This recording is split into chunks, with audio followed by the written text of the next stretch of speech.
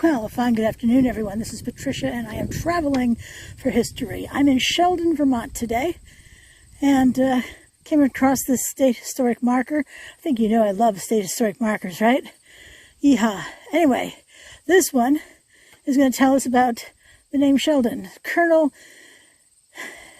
Elisha Sheldon, 1741 to 1805. In 1776, at the request of General Washington, Elisha Sheldon was commissioned by Congress to raise a regiment of cavalry. Named the 2nd Continental Light Dragoons, the unit served with distinction throughout the Revolutionary War. In 1791, Colonel Sheldon, his sons Major Samuel, Elisha Jr., and George, and their families came with other families from Connecticut as first settlers of this town. The town was originally chartered as Hungerford, but the name was changed to Sheldon in 1792. The first meeting to organize the town was held in Georgia, Vermont. The large hipped roof house Colonel Sheldon built in 1795 stands on a nearby hill. Excuse me. It says it was erected by the people of Sheldon July 6, 1996. And in fact, we are very close to the original house, which I'm going to talk about momentarily. There are a couple of other markers over here. You see, you see some lovely houses. This is Main Street in Sheldon, Vermont, and we have this one, Exploring Historic Sheldon. Imagine arriving on Main Street in 1871 with this scene of historic homes built between 1795 and 1871 unfolding before you. Here we have the historic Main Street looking west, Sheldon, Vermont, 1871. And then up above, we have the first home built by Elisha Sheldon, 1795. The Congregational Church, 1855, and its parsonage, 1865. Holly House, 1845. And the Portland House, 1850. And then around here, on this other side, there is this marker as well.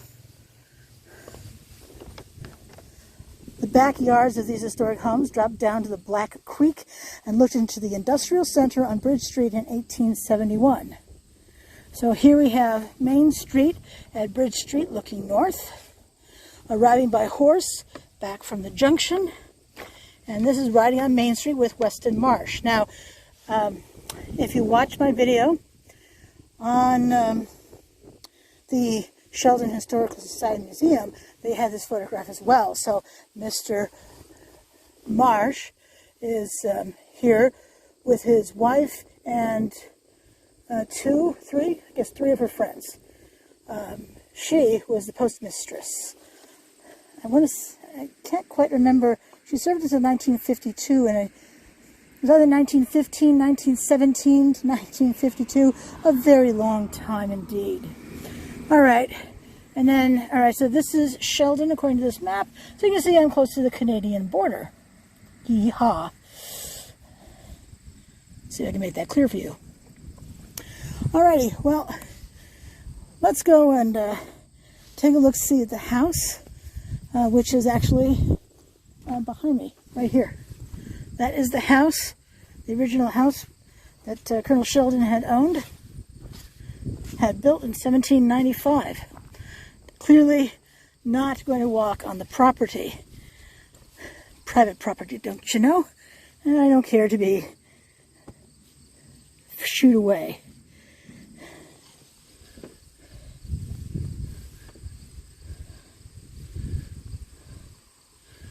Amazing, isn't it? Original Sheldon house built in 1790 by Elisha Sheldon, original settler in Sheldon. A hipped roof, late Georgian, early Federalist structure owned by the Spalding family since 1944.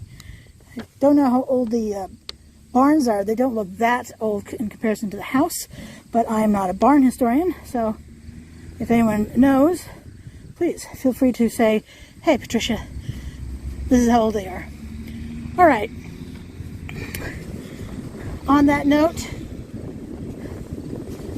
this is Patricia, and I am traveling for history. If you like the content, please subscribe. 296 right now. You know, let's make it 300 by the end of the month. It's, what day is this? August 25. One a day. I think we can do it. Anyhow, I'm traveling for history, and hope you will travel with me. Until I see you again, thanks for watching, and I'll see you soon. Bye.